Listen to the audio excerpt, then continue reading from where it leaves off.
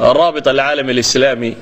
هيئة بيلاده ليلاده هيئة الإعجاز العلمي في القرآن والسنة إعجاز كعلمي هي قرآنك هي السنة كصابصا ساينتيفيكا مثلا شيخ زنداني markuu madaxda ka ahaan jiray hay'adaasi waxay sameeyeen buxuus aad u tiro badan leh waxa jirta 14 nin oo khubarada dunida ee la tilmaamo ah oo cid waliba fanni gaar ah khabiir ku tahay ayay dooda la galeen 14 ka nin doodahay la galeen waxay u samaysanayd su'aalo la weydiinayo مثلا todobada nin ee cilmi laajidna dunida ugu khubaraysan looga dambeeyo todoba nin bay jiray oo ay markaa ku tilmaamayeen inay yihiin science-ka embryology iyo waxa ku saabsiisan cidda looga dambeeyo dunida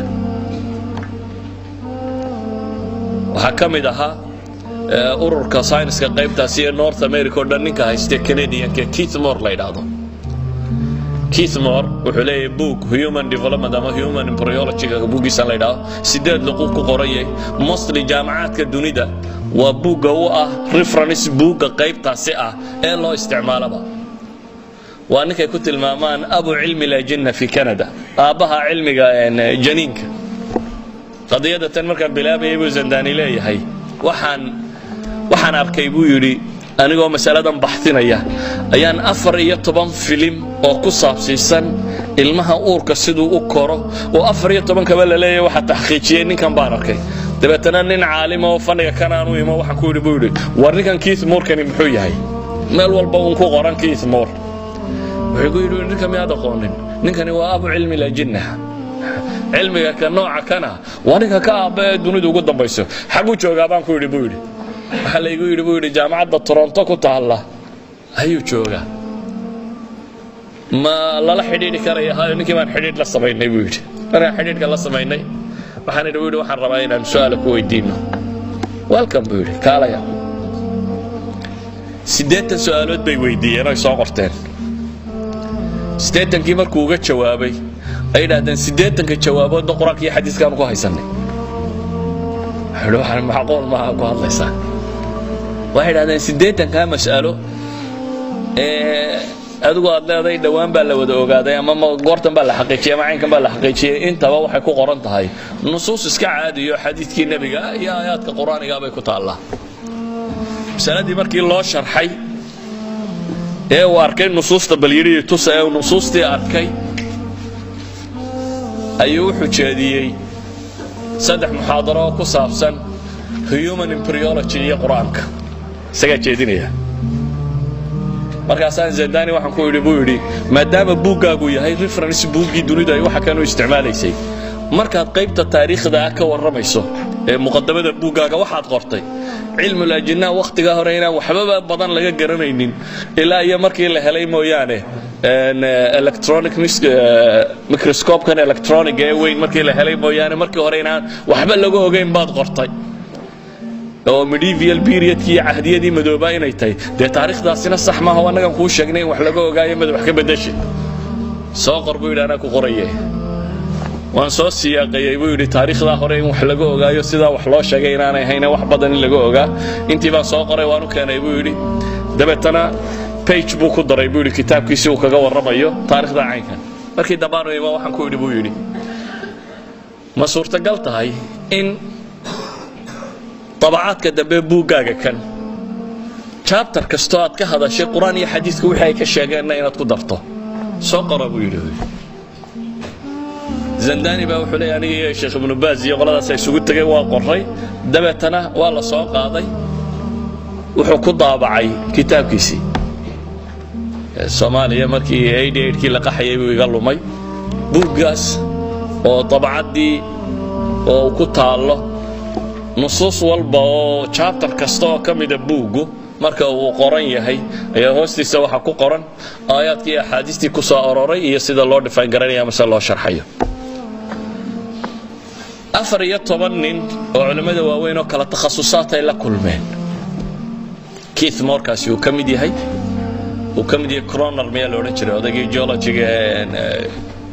Jarmalka ahaa uu kamid yahay kii cilmi bahaarka Mareykanka ahaa niman kala gadisan وحكا دوبي مركي دنبه مسلسل تي في oo la yiraahdo innahu alhaq baadheli kartaa isagoo kitaabana waxa soo saartay hay'a al-i'jaz al-ilmi في القرآن والسنة رابط العالم الإسلامي رابط العالم الإسلامي سجال بوك بيلين سجال بوك وكور رمية مسائل كاسي الإعجاز العلمي في القرآن وبوك استاي واحد جارك كور رمية يعني قضايات كان مركي أفريقيا طبعا كان مركو ضد الله صمين يا شيخ الزنداني يا علماء الله صعطة قاروا يا شهادتين مارشال جونسون اللي يدعو مريكاني waxaan markaan u yeedhnay ayaan su'aalo weydiinay buu markuu ka jawaabay ayaan nidhi waxaan quraanka ka warramay intuu istaagay buu yiri nonsense isagoo la istaagay buu yiri markaasaan nidhi buu fariiso waa buu fariisan waayay buu carad carooday haddaan naga istaagayna baan ku nidhi buu yiri waan isla taagtaagnay annana taagnidan kugu akhriyayna waxaan nonsense iska leedahay baan ku nidhi buu yiri dabeetana waan u sharaxnaa akhrinay buu yiri markaasoo aamusa مارشال جونسون كان انت انا الله hadlin buu yiri Keith Moore baan waxaan ku nidhi buu yiri mas'aladan isay kula tahay wuxuu waxay ila tahay culimada sayniska buu yiri qaarna waa ahraar oo fikradooda hadlaan qaarna wax kale ka baqaaniyo wax kale xeerinayaan dadka ahraarta oo dhan waa aqbali doonaa buu nagu yiri mas'aladiina tan kaasaan ku nidhi buu yiri iyada ahraarta oo malaynaysa mas'alada taraaqba aan u sharxi karnaa oo taga buu yiri Marshall Johnson waa Johnson kan ka cayaale nonsense جونسون كما كان نو شرحنay buu yiri ka waranay qadiyada tan iyo quraanka iyo xadiisku sidoo uu tilmaamay ayuu yiri markii dambe arintan ay sheegaysaan waxay kula taybaan ku nidhi waa saddex midun buu yiri haye saddexda midku xagaad ku haysaa wuxuu yiri maxamed inuu mijhar haystay waxaan wax lagu eego microscope inuu agtiisa yaalay waxaan ku nidhi buu yiri xadaaradu waa wada socotaa waqtigaasi carabtu waxay ahayd dad waxba haysanin quraankan laftiisa markay qorayeen wax kale ay ku qoraan way waayeen lafa iyo caleemo iyo harag dushii baa lagu qortay buu yiri ninka quraankiisii ugu sareeyay waa haystay ba harag dushii ku qortay miyaa microscope haystay baan ku nidhi buu yiri ilaa maadadii dhameeyay la ilaalinayay ba wixii adawaadkii lagu ilaaliyay lagu qoray waxay noqotay baan nidhi buu yiri harag iyo dhagax iyo laf iyo wax la nooca dushii baa lagu qoray miya suurtagal mid kale baan ku nidhi buu technology-gu wada socda ummadda telescope samayn karta ama microscope samaysan karta fiicani xakan kalena de technology-da gaadhana waa samayn karta waxna waa samayn karta waxan kale waa samayn karta technology waa wada socda suurtagal ma habaan ku nidhi taa